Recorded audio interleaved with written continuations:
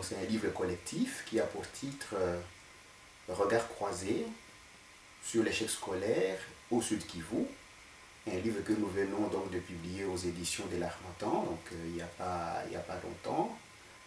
Et comme le titre l'indique, donc ce sont différentes approches de l'échec scolaire pour essayer d'aider les écoles, pas seulement de la République démocratique du Congo au Sud Kivu, mais aussi toutes les écoles peuvent s'en inspirer et les aider donc à pouvoir lutter contre les échecs, qui est un phénomène qui ternit en fait l'image de notre système éducatif et de nos écoles en général.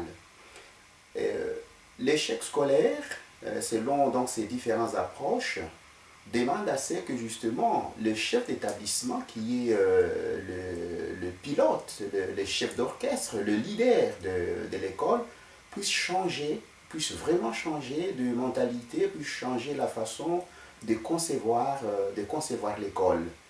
C'est-à-dire en collaboration avec les autres partenaires de l'école, il doit, je crois, excusez-moi le terme, il doit prendre contact avec différents chercheurs pour profiter des différentes compétences en vue justement de pouvoir chercher des solutions adéquates sur ce phénomène de l'échec scolaire qui ternit l'image de notre système éducatif, comme je disais, aussi de l'école.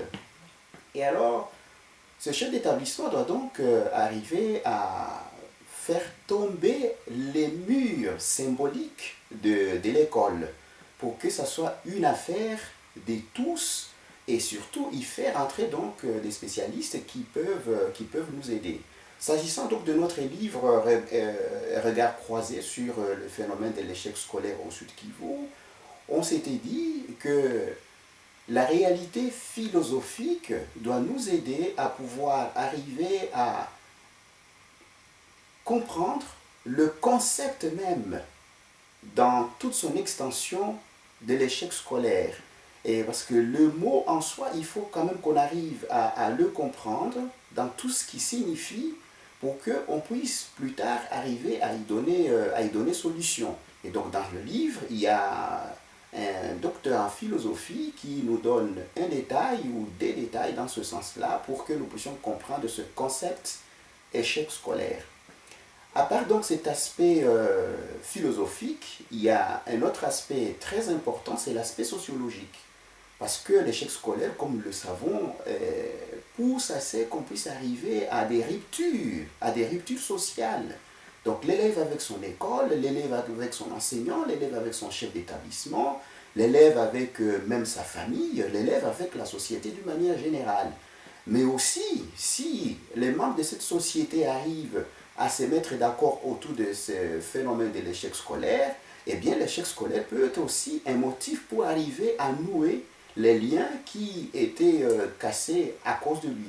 Et donc, du point de vue social, il y a un docteur en sociologie qui nous fait aussi une très très belle analyse dans ce sens-là.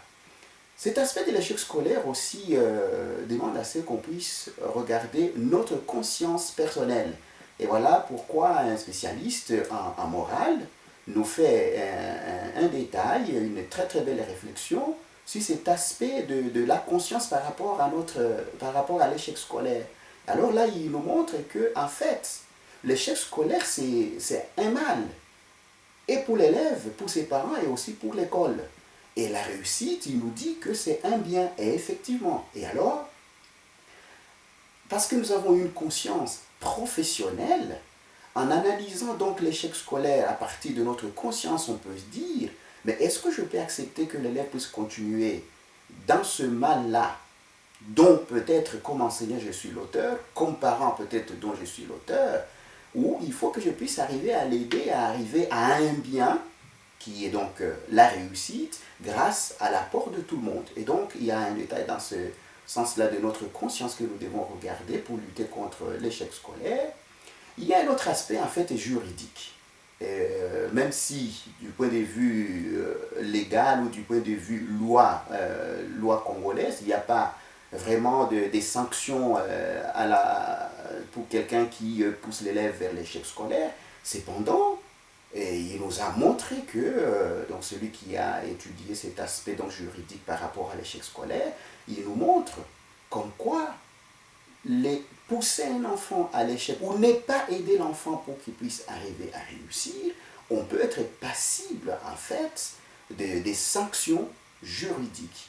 Et il montre tous les détails dans ce sens-là pour que quand même ceux qui ont les enfants à l'école comprennent que l'enfant doit être dans ce droit et il a le droit effectivement de réussir.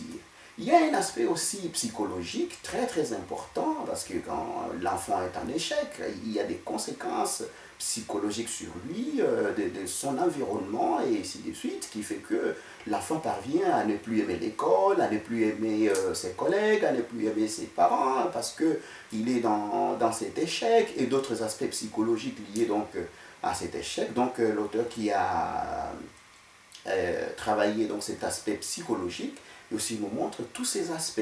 Et enfin, on termine donc le livre par un aspect pédagogique où on essaie de montrer justement, et c'est ça le sujet qui était le mien, où j'essaie de montrer que l'échec scolaire, en fait, ce n'est pas une fatalité, donc il y a moyen de trouver une solution, d'autant plus que tout enfant est éducable, il n'y a pas d'enfant nul, c'est question de le prendre là où il est, comme il est, de sorte qu'ensemble on puisse apporter des solutions à ces phénomènes qui ternit l'image de notre école.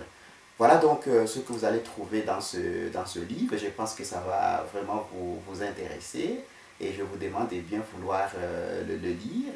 Vos questions, vos suggestions, vos critiques, elles sont toutes les bienvenues parce que ça va nous permettre de pouvoir peut-être l'améliorer pour l'avenir.